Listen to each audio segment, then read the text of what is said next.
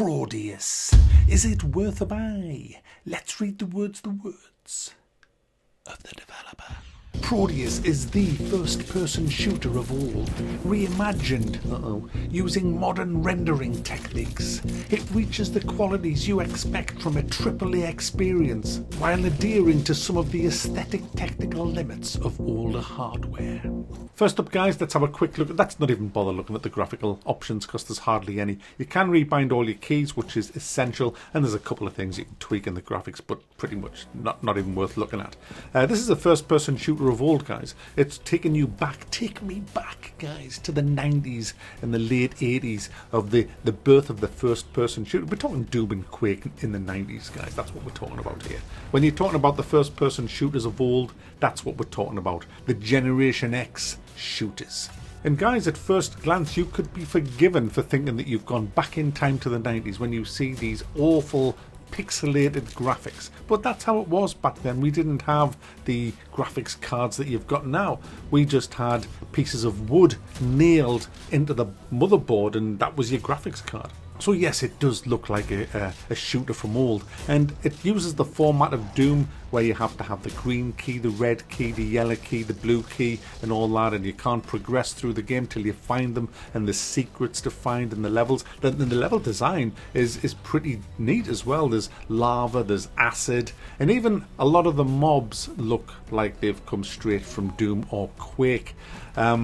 So yes, I agree. It certainly at first glance looks like a shooter from old. But guys, this is in early access. It's not finished yet, so everything I'm going to say to you, take with a grain of salt, because we don't know what else is coming into this game, but it isn't finished yet, so that's good. It's especially good because this is £20 and I kind of finished it in 4 hours. So yeah, it does have a level editor, but still, it's not a very long game. But more content is coming, guys. So let's strip down its trousers and have a look at its arse and see if it really is a first-person shooter of old. Well, guys, I have to say the gunplay is great. It does feel really good. The guns feel meaty and powerful. You've got your pistols, you've got your fists, you've got your shotgun, you've got your super shotgun, you've got your dual-wielding machine guns, you've got your huge Gatling gun, you've got your plasma rifle. I know what you're thinking. You got all the weapons from Doom and Quake. Well, not quite. You have a rocket launcher and a grenade launcher, yes, but you don't have a BFG. And you know what? When you're playing a game like this, you know what you need? You need a big f***ing gun. Who gives the f***? Give us a big f***ing gun. A big f***ing gun. A big pile of elephant dung. Who gives the f***? Give us a big f***ing gun. A big f***ing gun. Give us a big pile of elephant dung. Any excuse to get a song in, guys. Any excuse. So it does have big weapons, but it doesn't have the BFG. And yes, it has good level design. And I did enjoy my time in the game. But guys, it's not as good as I thought. It didn't take me back like I thought it would. It's overwhelmingly positive on Steam. But it didn't really take me back. You see, guys, it's not really a first-person shooter of old.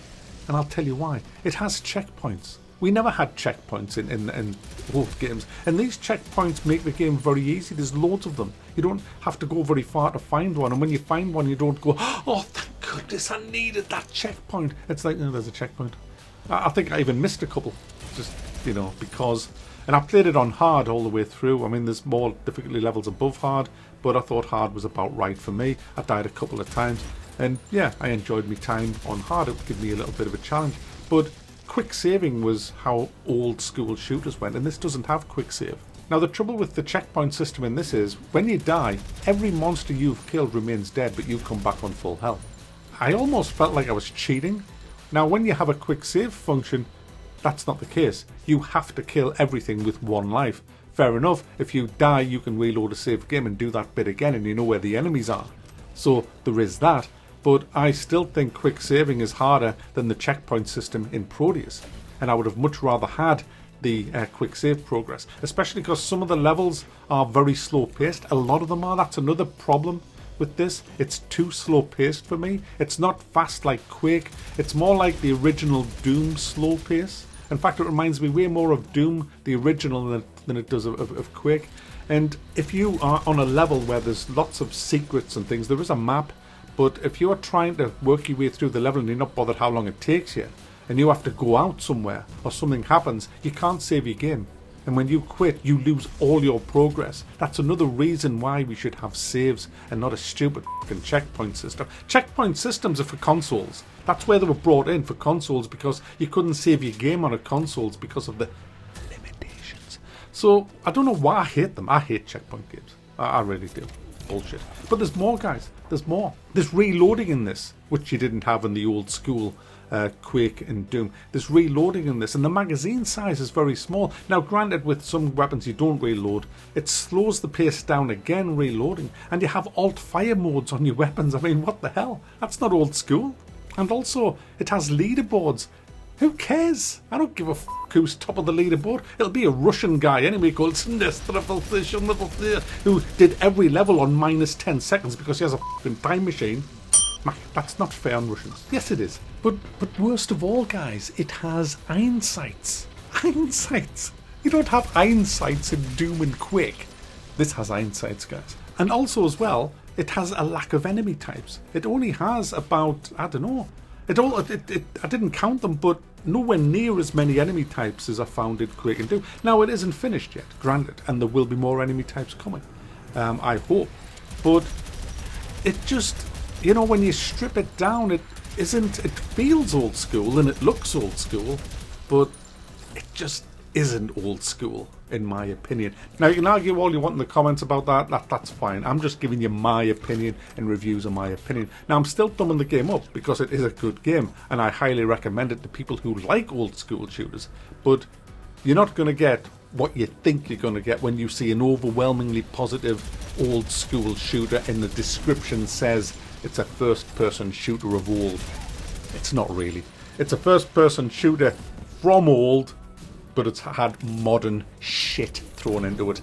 And when I say shit, I mean shit, because they haven't made games better, they've made them fucking worse. And this would have been way better with quick save, more enemies, no stupid checkpoints, no reloading, much faster paced, no alt fire modes, and no stupid leaderboards. And to get on the leaderboards, you've got to sign up with an account. Why would you? I don't know, but I don't. But anyway, guys, it's a fun game. It's got very well designed levels. Some levels are really hard, the head scratching, and I didn't find all the secrets, but I will go back and have another go at it because I do enjoy the game. The gunplay is quite neat. Some of the animations are a bit shit, but Prodeus is definitely worth a buy if you want a blast from the past.